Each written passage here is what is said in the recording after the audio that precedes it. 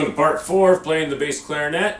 We're going to start today with how to sit and hold your clarinet, where to put your fingers, some of that kind of stuff. The first thing you need to know is having a good chair to sit in to play the bass clarinet is so important. It's one of the most important things as far as your posture goes. If you're sitting on a couch or on a bed or something, it's going to be really hard to sit correctly and hold the bass clarinet. So make sure you have a good chair to sit in. And then with that chair, you want to sit on the front half of the chair. So here's a chair. Imagine that imagine there's a line halfway on this chair, okay? And you want to sit on that front half, okay? Not sitting back into the back half. So when I'm sitting in that chair, I'm going to make sure I'm sitting in the front half. You can even for a while visualize that. Make sure your feet are flat on the floor, okay? You don't want to be crossing ankles.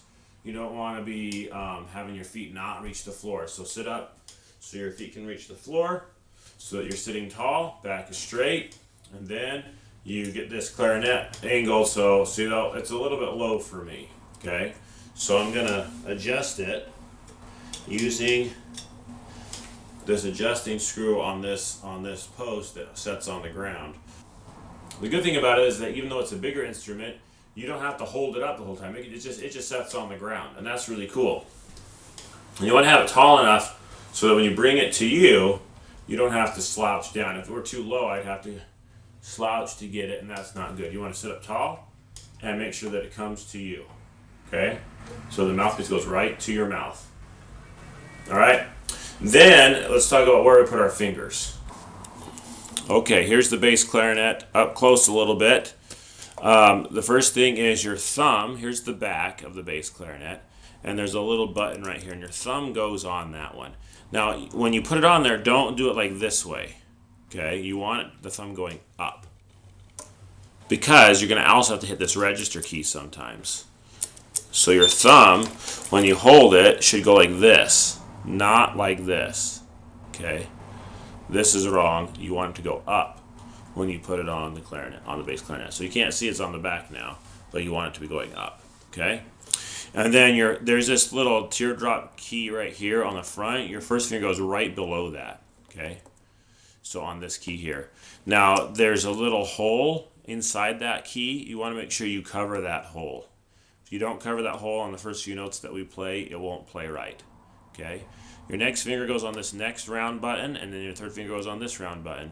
And your pinky covers these pinky keys down here, okay? So pretty simple, just these round buttons right here, 1, 2, and 3. So it looks really complicated with all kinds of keys and buttons and things, but really on your left hand, we're talking about our left hand right now, you just thumb on the back going up, and then 1, 2, 3. And pinky covers these. And for a while, you won't even use your pinky, but just let it rest on top of here. It's a good place to have it, okay? On your right hand, okay, it's the same. See, you can already see those 3 round buttons, 1, 2, and 3. That's where your fingers go, 1, 2, 3. Pretty simple, okay? And on the back, I'll go this way. On the back, there's a thumb rest, and your thumb just goes right underneath there. Okay, now, fortunately, like I said, this is being set on the ground, so you don't have to really hold it up with your thumb, but that thumb is just there to help steady the instrument as you hold it. Okay, so I'm going to talk about the reed and how to put it on and where it goes. It's really important we get the reed in the right place.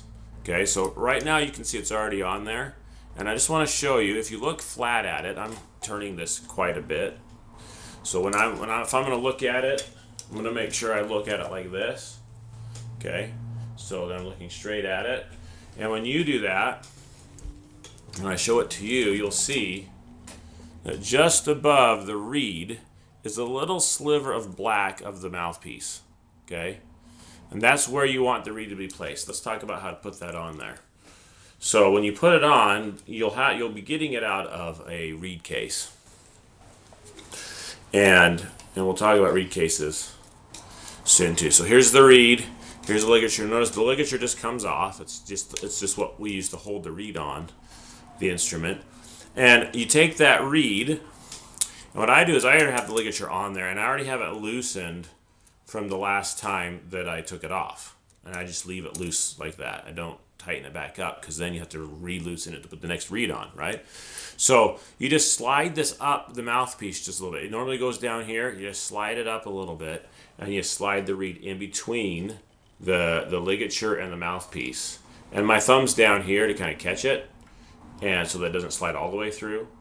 And then you just slide this ligature back down, and it'll already be mostly tightened, okay? And you got to make sure you get the ligature far enough down. I just make sure that it goes past the cutout part on the reed. The reed has a certain part that's been cut out. Make sure the ligature goes past that, okay? And then you line it up like I talked about. Now, I line up the bottom. Sometimes it can get crooked. You want it to be straight this way, right? Not crooked. So I make sure that the bottom's straight, make sure the top's straight. Then I look at it like we talked about. Maybe get the instrument up here. And then, I'll come back.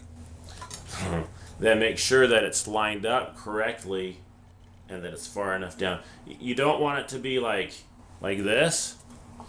See how the reed is past the mouthpiece, and you can even see a little light behind it because I got a window right here. Sometimes you won't be able to see that, but it's too high, right? And it's not going to play very good, and it's going to chip real easy. And some kids might end up doing it something like this. We see a lot of mouthpiece behind the reed, a lot of mouthpiece, a lot of black. That's too low. It's not going to play like that. So you want to get it in the right spot with the mouthpiece and the reed in the right spot. And then you tighten the ligature screws, these ones. Screws go on top of the mouthpiece, not on the back side, depending on the ligature. If you're using just a regular ordinary ligature, your screws are usually going to go like this. If you have one and you think it may not be that way, let me know. We'll look at it, because there are some ligatures that go the other way. Most of them go this way. So then when you tighten the ligature screws, you don't have to wrench it super tight. It just has to hold the reed on there. And so I would just turn it until it's kind of snug, and then stop turning it. I've had a lot of students break ligature screws because they're tightening it too much. Okay, once you get that on there, and of course having had the reed in your mouth while you're putting the whole thing together, it'll be already moist, it'll be ready to go, and you'll be ready to play.